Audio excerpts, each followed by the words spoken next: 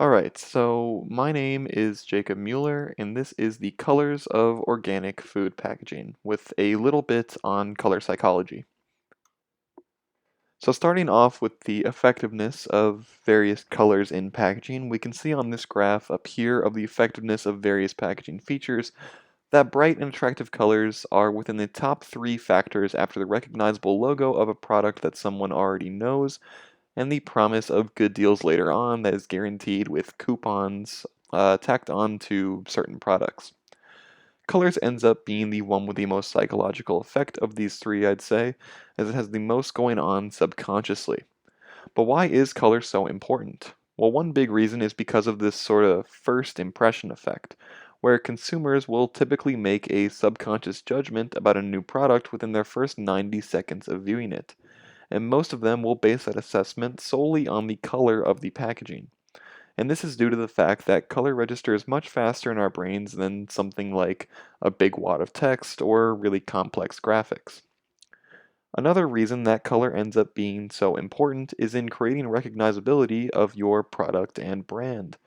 A vast majority of big brands out there use only one or two colors within their branding strategies.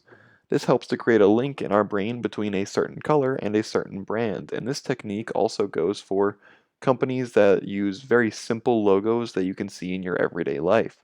Think things like a big red Target and someone associating that with the grocery store Target, or Nike's iconic swoosh and how it's designed to look like your everyday check mark. The last big reason that color is taken so seriously is in color psychology.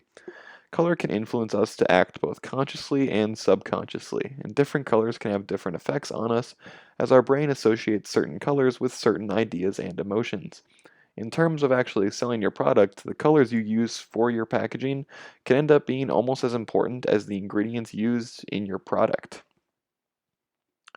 So here are just a few examples that I found to have the most interesting effects on our brains subconsciously. So starting off with the color red, red works to excite us and makes our neurons fire. And this is interesting because it sort of has this very unique uh, reaction in our brain that's similar to when we start to get hungry. So our brain sort of naturally creates this connection between the color red and the feeling of hunger. And it also reminds us of sweet tasting food. Think things like strawberries or cherries or tomatoes. Up next is yellow. Yellow is a cheerful color and it's also the fastest color in our brain to be processed. And this is used by a lot of businesses to sort of draw your eye or catch your attention real fast.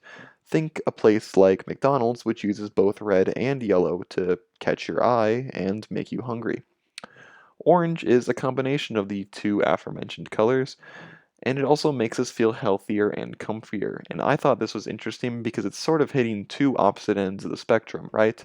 It's hitting healthy food with things like carrots and oranges, and unhealthy, comfy food like Cheetos and Doritos.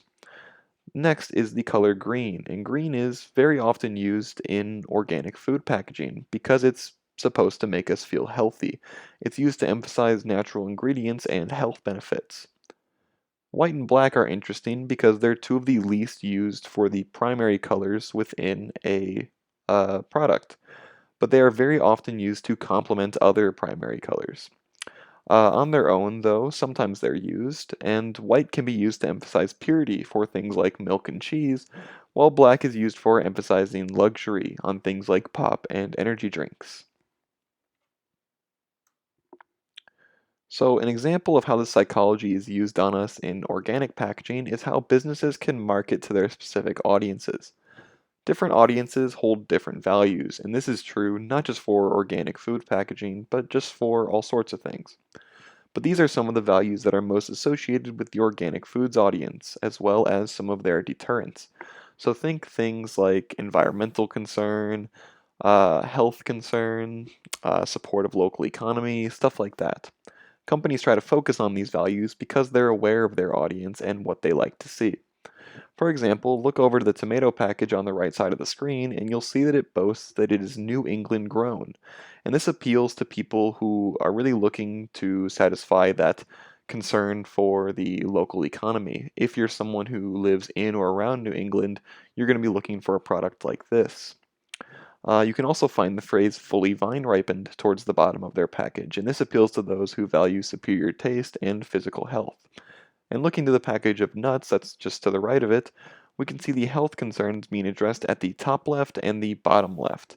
The health and superior taste being addressed just underneath that little window that lets us see into the product. And the imagery of a tree pattern is used in the background, and it helps appeal to people with very large environmental values.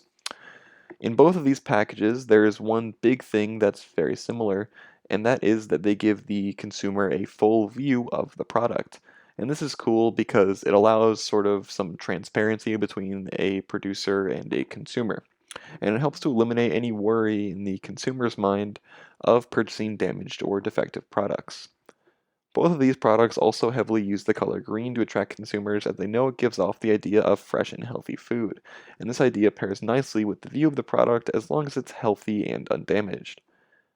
So in conclusion, this is all very interesting to me because food shopping sort of starts to become this thing where you're purchasing food that not only satisfies your taste buds, but it also satisfies your ideas and values as a person. And here are my sources.